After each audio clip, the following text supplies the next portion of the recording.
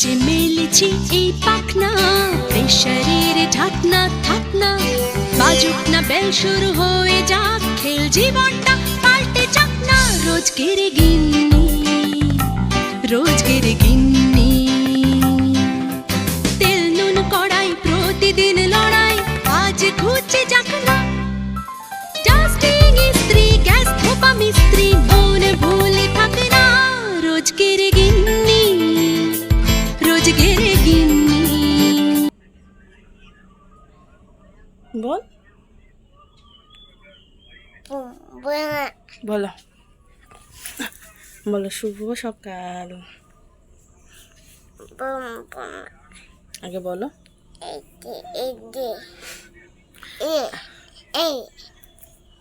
আগে বলো আগে বলো শুভ সকাল বলো আগে বলো শুভ সকাল। না তোর সাথে আমি কথা বলবো না। বলো শুভ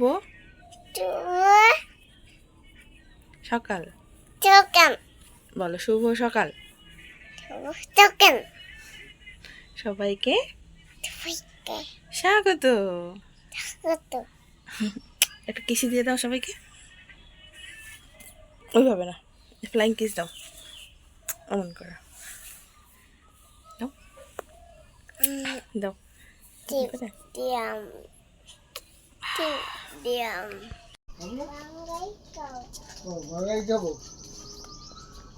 শুভ সকাল বন্ধুরা, তোমরা সকলে কেমন আছো? আশা করছি সবাই খুব ভালো আছো এবং সুস্থ আছো। আর এই সবাইকে স্বাগতম আমার এই ছোট্ট একটা গ্রাম, ছোট্ট একটা সংসারে। আমি প্রতিমা, আমি আমার সংসারের সুখ দুঃখ হাসি কান্নার সমস্ত কিছু তোমাদের সঙ্গে তুলে ধরতে পছন্দ করি। এখন বাজে 7:30, আমার 7টায় টিউশন, কিন্তু আজকে ছেলে আমার এত বায়না শুরু করেছে, আমাকে যেতে দিবে না। ওকে ভুলিয়ে ফালিয়ে কাঁদিয়ে ঠাতিয়ে রেখে আসলাম। চলো পড়িয়ে আসি। হি হি হি করে দৌড় মারছে।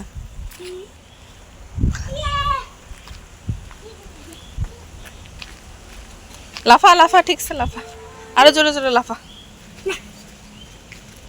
এইমাত্র পড়ানো শেষ হলো, আর আজকেও একটা ফুল নিয়ে চলে আসলাম। এখানে এই যে এই বাড়িটাতে ফুলের গাছ আছে, তো এদের বাড়ি থেকে ফুল নিয়ে আসলাম, এটা লক্ষ্মী ঠাকুরকে দিতে পারবো।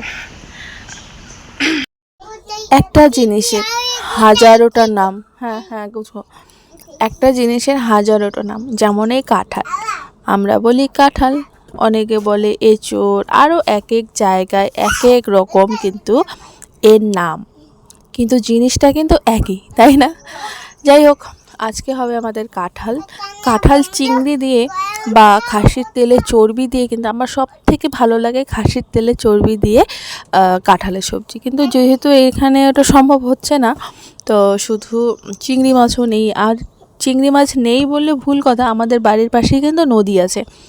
আমার বাড়ির লোক যদি চাইতো, কিন্তু আধা ঘন্টাও সময় লাগে না চিংড়ি মাছ মেরে নিয়ে আসতে, কিন্তু ওই যে যাবে না।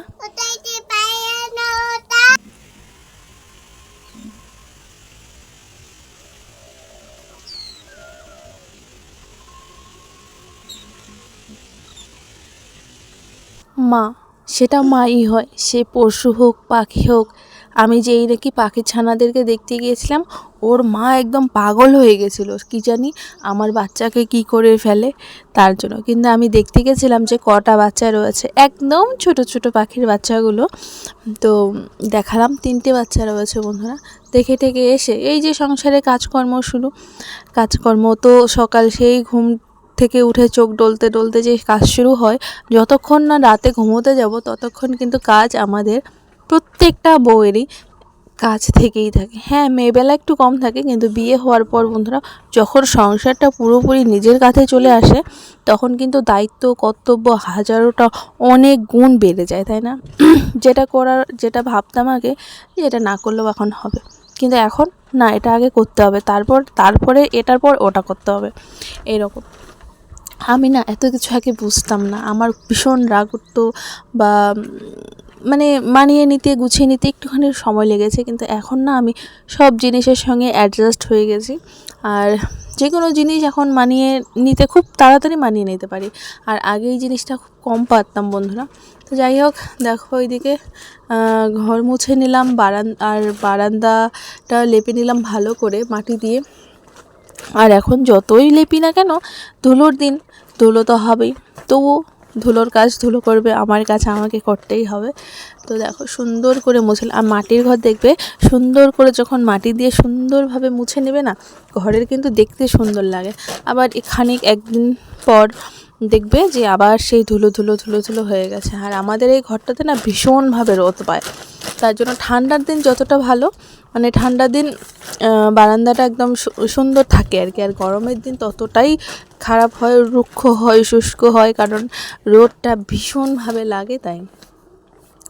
তো তোমাদের সাথে কথা বলতে বলতে দেখো আমার কিন্তু প্রায় মোছা শেষের দিকেই চলে এসেছে। এই যে মুছে তারপর আবার কি, তারপর আবার স্নান করব, এই করব, সেই করব, একটার পর একটার কাজ, মানে এটার পর এটা সাজিয়ে রেখে মনে হয় কাজ করতে হয়, এরপর সে এরম। যেমন এখন ঘর মোছা হয়ে গেল, ভেবেছিলাম একবারে স্নান করে নেব, তারপর ভাবলাম যে না, এখন আর স্নান করব না, আমার আরও একটা কাজ বাকি রয়ে গেল, সেই কাজটা করে নিই।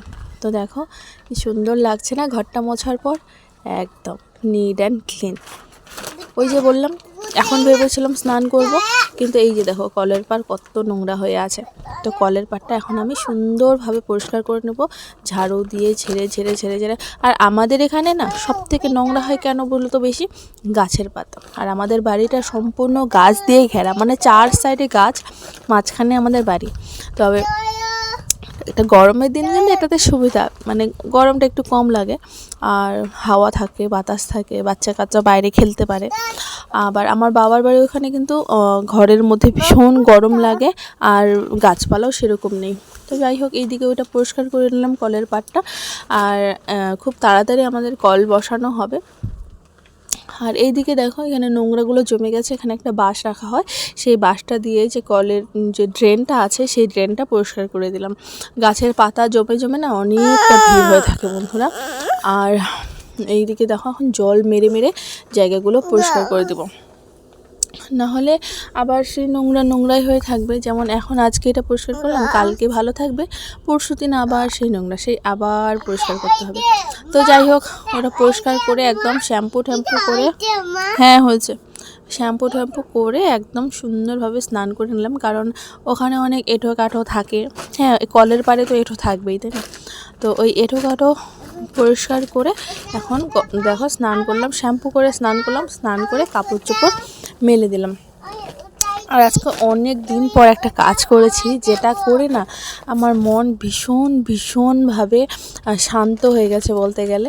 তো দেখো স্নান করে বাবুর যতগুলো জামা কাপড় ছিল সমস্ত জামা কাপড় ধুয়ে নিলাম, ধুয়ে নিয়ে এখন যাচ্ছি ফুল তুলতে। তো চলো ফুলগুলো তুলে নিয়ে আসি।